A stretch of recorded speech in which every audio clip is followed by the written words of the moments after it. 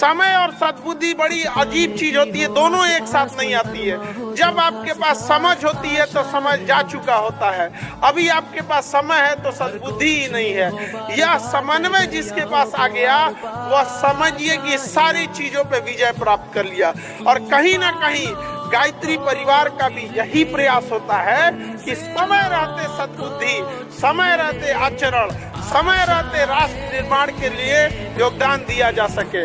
सबके जीवन में संघर्ष होता है, रात कितनी भी बड़ी क्यों ना हो सुबह होने से नहीं रोक सकती। तलवारों के साए पर इतिहास हमारा बनता है, जिस ओर जवानी चलती है उस ओर जमाना चलता है। युवा वो शक्ति होती है कि एक बार जोसेफ मेजनी ने कहा था कि यदि समाज में क्रांति लानी है तो शासन युवाओं को सौंप दो। रघुकुल रीत सदा चली आए, प्राण जाए पर वचन न जाए।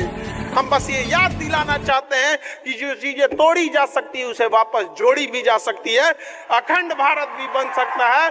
और जब आप युवाओं का एक साथ आ जाएंगे तो इसे कोई नहीं रोक सकता है। उद्देश्य है गायत्री परिवार का कि चाहे दुश्मन लाख आगे निकल जाए, एक दोस्त पीछे छूटना नहीं चाहिए। यहाँ पर तो एक समाज के अंतिम पीढ़ी को भी आपको नहीं छोड़ना है। समय और सद्बुद्धि बड़ी अजीब चीज होती है, दोनों एक साथ नहीं आती है। जब आपके पास समझ होती है तो समझ जा चुका होता है, अभी आपके पास समय है तो सद्बुद्धि ही नहीं है। यह समन्वय जिसके पास आ गया वह समझिए कि सारी चीजों पे विजय प्राप्त कर लिया।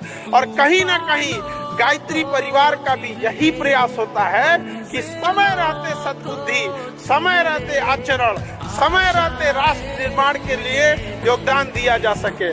सबके जीवन में संघर्ष होता है, रात कितनी भी बड़ी क्यों ना हो सुबह होने से नहीं रोक सकती। तलवारों के साए पर इतिहास हमारा बनता है, जिस ओर जवानी चलती है उस ओर जमाना चलता है।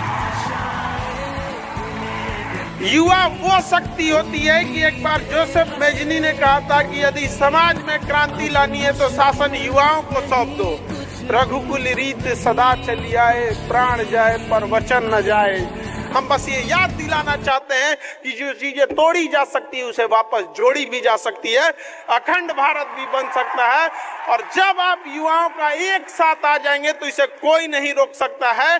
उद्देश्य है गायत्री परिवार का कि चाहे दुश्मन लाख आगे निकल जाए, एक दोस्त पीछे छूटना नहीं चाहिए। यहाँ पर तो एक समाज के अंतिम पीढ़ी को भी आपको नहीं छोड़ना है।